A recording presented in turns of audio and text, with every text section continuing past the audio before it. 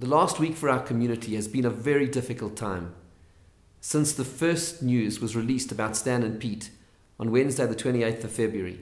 And I would like to share with you everything that we know so far, because I know there's so much concern out there. I can feel and hear and receiving emails and messages from so many people who are expressing their concern and their sense of destabilized trust.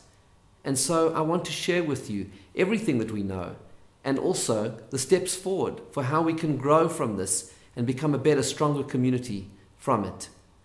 And so a few months ago, rumors were brought to the attention of the Beth Din.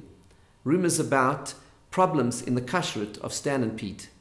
And the Beth Din acted upon these rumors and launched investigations to try and corroborate and understand, in fact, the truth of the rumors. And they could find no evidence to support it. Yet they were cautious and placed Stan and Pete under special surveillance.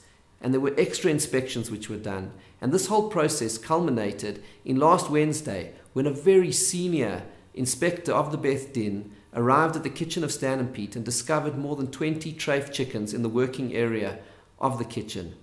And it was because this inspector was so highly trained that he was able to notice the very subtle yet definitive signs of what treif chickens look like.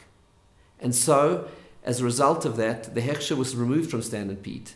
And we're trying to still comprehend the impact of this. And we're still trying to understand what this means and everything that took place. And so what we're doing is to launch a proper internal forensic investigation so that we can properly understand what took place, how our systems were circumvented, what we can learn from this, how we can build the system to become better and more improved, what lessons can be learned, and to properly understand what took place. We're sharing everything we know at this stage, and only more information will arise in the course of the investigation.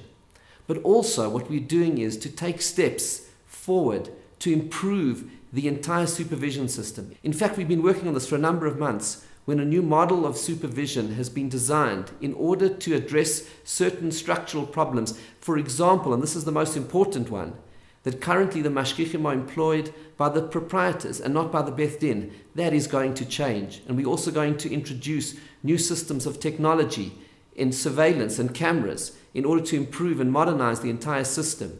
And in fact, this all began many months ago. There were, in fact, consultations with the key stakeholders in September of 2017, and a pilot of the new system was run in February of 2018.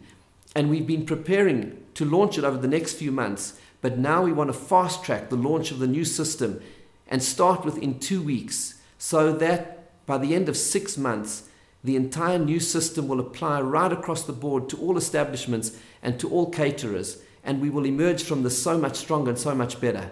There's even another step that we want to take, and that is to establish a permanent forensic unit inside the Beth Din, to be able to augment and to strengthen the capacity of the Beth Din to investigate all matters of concern, so that we as a community can sleep well at night. My friends, I want to assure you that none of the steps that we've outlined so far are going to cost the community extra money, because we're committed to the idea that kashrut is a right of every single member of our community, and it should be as affordable as possible. And so none of these extra steps which we are taking are going to impose a financial burden, an extra financial burden on our community. And this connects to our ultimate vision, which is for more people to eat more kosher more often for less.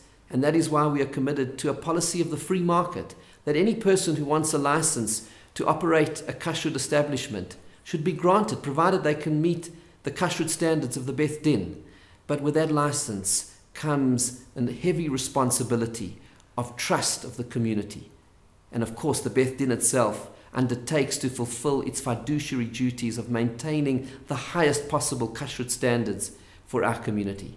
And so, friends, let's go forward together.